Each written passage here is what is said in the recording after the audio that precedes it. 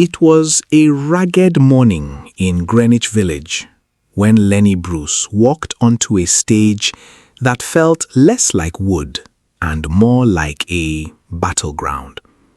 The year was the early 1960s, and the crowd had come for jokes, the kind that made people squirm, then laugh, then squirm some more. Bruce's voice was all sinuous sentences and sudden silences. His punchlines were indictment and map, leading listeners to the uncomfortable border between what America pretended to be and what it actually was. This is a true-life comedy story that reads like a conspiracy. A stand-up comic, armed with profanity and moral insight, pushed into the crosshairs of law enforcement, network moguls, and respectable society. Lenny Bruce wasn't merely offensive for offense's sake. He drilled into religion, race, and the hypocrisies of power. To many, he was a prophet. To many officials, he was a nuisance that needed containment. The tension built slowly, and then with legal paperwork. In the early 1960s, Bruce was arrested repeatedly for obscenity in cities across North America. Nightclubs locked their doors to avoid trouble. Prosecutors, emboldened by moral outrage and public pressure, brought cases that chained comedy to jurisprudence. Behind the courtroom theatrics, there were darker structures at work. Wiretaps, police reports diligently filed, and as later released files would show, interest from federal investigators. It felt less like isolated enforcement and more like coordinated pressure.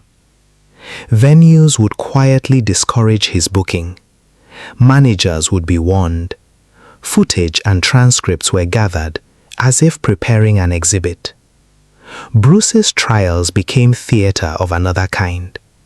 Courtrooms filled with journalists, cops, and curious citizens trying to decide whether words could be criminal. Bruce defended himself in the only way he knew, by speaking, improvising a defense that was as much cultural critique as legal argument.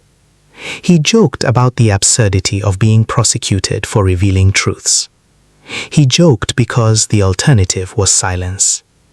Those court battles consumed his finances, his relationships, and his ability to keep working. The prosecution's victory in some cases felt like a legal precedent for punishing dissent. There's a particular kind of cruelty in watching an artist worn down by process. Bruce's voice, once audacious and electric, grew ragged. The network of police, prosecutors, and conservative gatekeepers didn't merely censor him, they fragmented his life. He continued to perform, but the shadow of arrest followed each entrance and exit. The conspiracy, if we call it that, was not an explicit cabal with minutes and signatures. It was a culture of institutional suppression, where laws, social norms, and surveillance converged to muzzle a comedian who got too close to an uncomfortable truth. In 1966, Lenny Bruce was found dead in his Hollywood Hills apartment. He'd been felled by a drug overdose. The promise of his voice had been cut short. The legal fights lived on.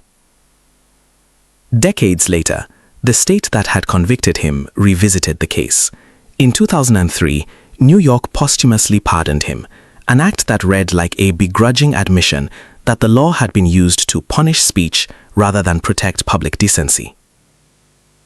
The arc of Lenny Bruce's life is comedy turned courtroom drama turned cautionary tale. It asks how a society balances offense and insight, and it exposes how fragile a comic's freedom can be when institutions decide that laughter is a threat.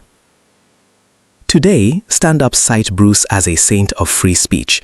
Historians point to his trials as a watershed in American cultural history. The conspiracy, when you trace it, is not supernatural. It's bureaucratic, moralistic, and painfully human. Lenny's real legacy is not just the jokes he told. It's the space he pried open for every comedian who followed, the permission slip for comedy to be more than mere amusement.